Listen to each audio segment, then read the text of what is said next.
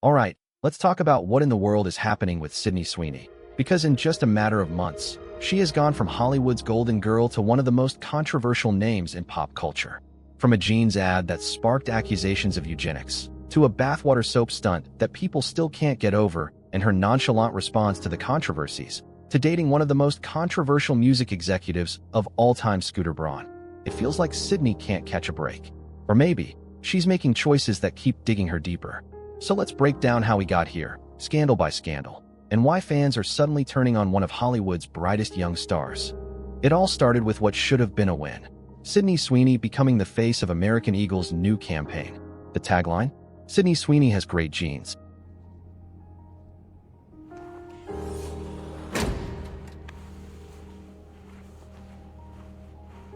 Sydney Sweeney has great genes. A simple play on words, jeans and jeans. But when the ad dropped, the internet did not laugh. Instead, people called it tone-deaf, overly sexual, and even dangerous. Why?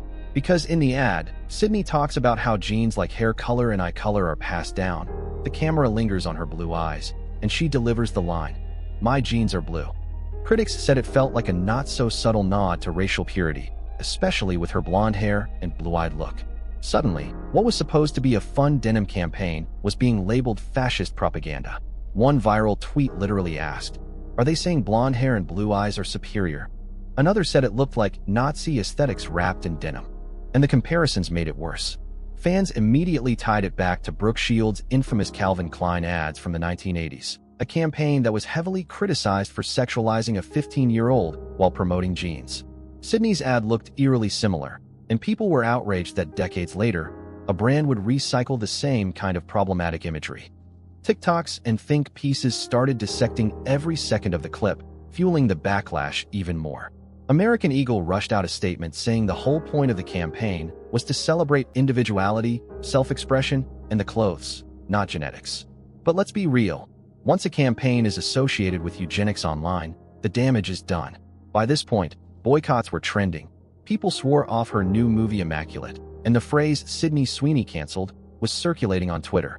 She was even confronted about the campaign at public events, and gave reporters nothing but no comment. Not even a polished PR spin, just silence. A lot of training went into this film, a lot of Oscar buzz coming up, a lot of films coming out.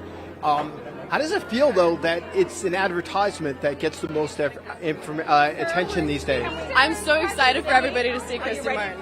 There's a lot of Oscar buzz. Are you excited about everyone seeing this? I'm just excited for Christy. And that silence spoke volumes. Instead of calming the storm, it made people feel like she either didn't care, or worse, that she agreed with the message people were accusing the ad of pushing. So what should have been a simple denim deal turned into the first serious hit to her image, and the controversy that opened the floodgates for everything else that followed. Now, normally after a PR nightmare, a star goes quiet and lets the dust settle. But not Sydney Sweeney. Instead of laying low, she jumped straight into another round of headlines. This time with a brand deal that honestly left everyone stunned. Enter the infamous bathwater soap. Yep, she partnered with Dr. Squatch to drop a limited bar called Sydney's Bathwater Bliss. Only 5,000 bars were made, and they claimed to actually include droplets of her used bathwater. The second it launched, Twitter was in shambles. Sydney told GQ that it was supposed to be playful, self-aware, and a cheeky way to lean into the ongoing bathwater joke, while promoting men's grooming. And while some fans thought it was hilarious, others found it flat-out gross. Like she was pandering to male fantasies and literally selling her sexuality. One fan compared it to selling used underwear. Another just called it desperate. And the kicker? According to the Wall Street Journal, those $10 bars are already reselling online for as much as $1,500. So whether people loved it or hated it, she definitely made an impact. But Sydney didn't stop there. In her first big interview after all this, she refused to answer questions about the American Eagle backlash or even her recent engagement drama. Her go-to line? No comment. No polished PR spin, just silence. The only thing she chose to defend publicly was, you guessed it, the bathwater soap. She told the Wall Street Journal that most of the criticism came from other women, which she found ironic. She even compared it to the way fans ate up Jacob Elordi's viral bathwater candle, which spun out of that shocking salt bin bathtub scene. Remember when Jimmy Fallon gifted him one on The Tonight Show and everyone laughed? Sydney basically said, when he gets a candle, it's funny and hot. When she makes soap, it's gross and desperate. But fans weren't fully buying her argument. The difference, they pointed out, is that Jacob never actually sold a product himself. It was just merch inspired by his movie. Meanwhile, Sydney literally bottled her bathwater and sold it for profit. And to a lot of people, that crossed the line from witty to weird. And just as the soap chatter started dying down, boom, Sydney popped up again, this time at Jeff Bezos and Lauren Sanchez's ultra-lavish wedding in Venice. Now, let's be real, Sydney is not exactly part of the Bezos inner circle. Page 6 reported she only attended as a professional courtesy, since she's tied to an upcoming Amazon MGM project. But fans weren't buying that either. The internet exploded with speculation about business ties, even rumors of Bezos backing her rumored lingerie line.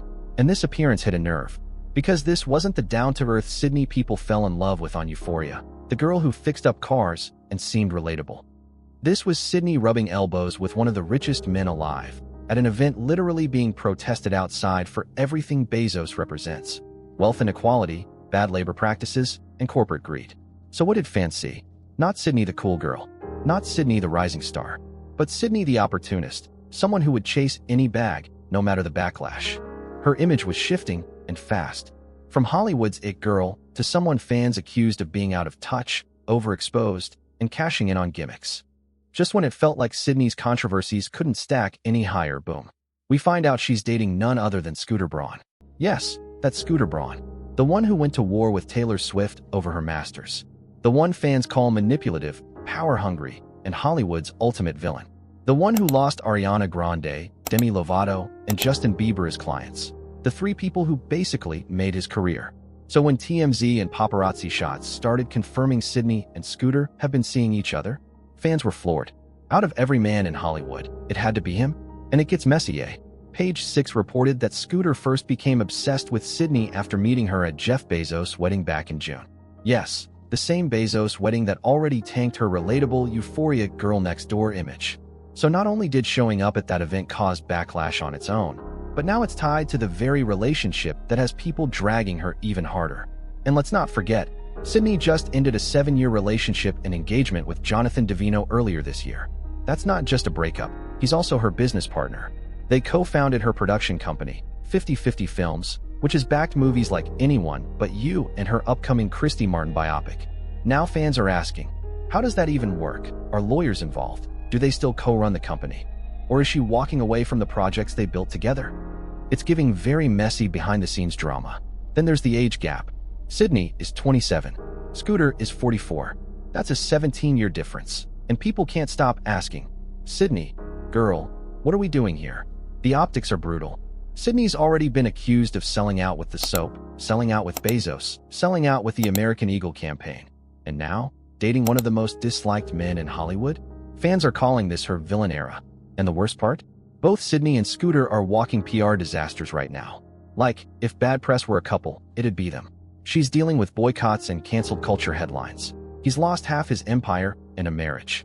Together, it just screams toxic power couple. People online are literally baffled, saying it feels like Sydney is deliberately choosing the most controversial path possible, right as she's supposed to be promoting new projects. She's got that Christy Martin biopic coming up, and now everyone's wondering, is she going to face the music on the press tour, or just keep dodging questions like she did in her last interview? Either way, the internet has made one thing clear.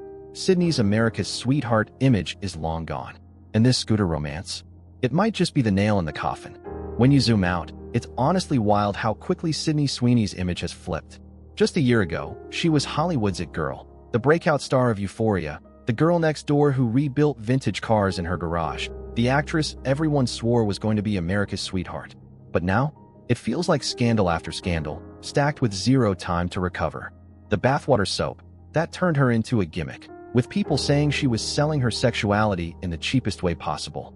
The Bezos wedding, that made her look out of touch, rubbing elbows with billionaires while fans were protesting outside. The American Eagle ad, that painted her as problematic, even tone-deaf, with critics accusing her of pushing dangerous messaging. And now, Scooter Braun, the final straw for many. Dating Hollywood's most disliked manager makes her look reckless, even desperate. Individually, maybe she could have bounced back from one of these. But lined up back-to-back, it's giving rapid downfall energy. Fans are saying she's gone from relatable underdog to elitist insider almost overnight. And the theories are flying. Some people think it's just bad luck, like she's stumbling into the wrong deals, the wrong rooms, the wrong relationships. But others think it's calculated, that she's deliberately pivoting, aligning herself with conservative Hollywood power players, billionaire money, and people like Scooter who, love him or hate him, know how to play the game. Either way, one thing is clear. Sydney Sweeney isn't being seen as the cool girl from Euphoria anymore. She's being seen as the star who cashed out her relatability for controversy. And in Hollywood, that kind of rebrand is a gamble. Because once fans feel you've lost touch with them, it's really hard to get them back. So what do you guys think? Is Sydney Sweeney just having the worst string of PR disasters ever? Or is there actually a strategy behind this chaos? And do you think her relationship with Scooter Braun could really tank her career? Or will Hollywood just move on like it always does? Drop your thoughts in the comments. Don't forget to hit like and subscribe, and I'll keep you updated on the next chapter of the Sydney Sweeney saga. Bye, guys.